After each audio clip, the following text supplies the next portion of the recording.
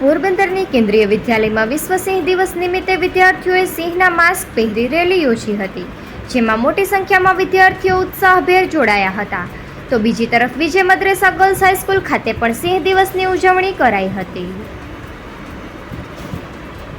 પોરબંદરના કેન્દ્રીય વિદ્યાલય ખાતે વિશ્વ સિંહ દિવસની ઉત્સાહભેર ઉજવણી કરવામાં આવી હતી, જે અંતર્ગત બાળકોએ સિંહના માસ્ક પહેર્યા હતા.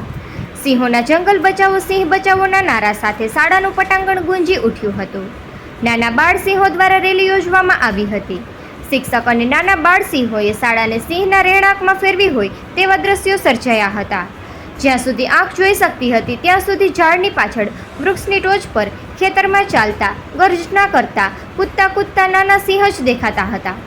કાર્યક્રમમાં બાળકોએ સિંહોના મહત્વ ઉપર વક્તવ્ય રજૂ કરતા જણાવ્યું હતું કે 10 ઓગસ્ટ એ વિશ્વ સિંહ દિવસ સિંહોની સુરક્ષા અને સંરક્ષણ માટે જાગૃતિ લાવવા માટે સમર્પિત છે.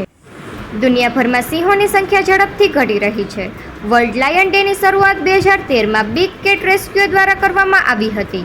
વિશ્વમાં માત્ર 20,000 જેટલા જ સિંહો બચ્યા છે અને ભારતમાં તેની સંખ્યા માત્ર 674 છે.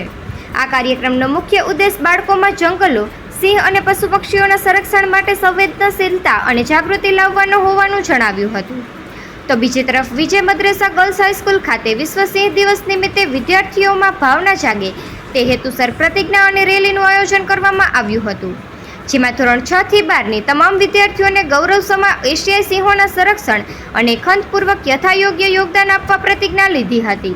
અને રેલીમાં ભાગ લેનાર તમામ વિદ્યાર્થીઓને પ્રિન્સિપાલ અમૃતા મેડમે એશિયાઈ સિંહોના બચાવ અને રાહત માટેનો સંદેશો આપતા જણાવ્યું હતું કે સિંહ એ વન્યજીવ છે.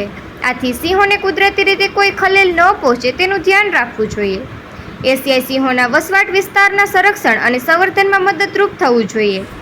આપણા શહેરમાં કોઈ પણ શંકાસ્પદ પ્રવૃત્તિ કે વ્યક્તિ કે વન્યજીવને નુકસાન પહોંચાડી શકે તેમ હોય તેના વિશે વન વિભાગના સ્થાનિક સ્ટાફને જાણ કરવી જોઈએ. તેમજ રેલીમાં સિંહ બચાવો, વન્યજીવ બચાવો અને સિંહ વીરતાનું પ્રતીક છે તેવા સૂત્રો બોલવામાં આવ્યા હતા. નિપુલ પોપટ, પોરબંદર ટાઈમ્સ.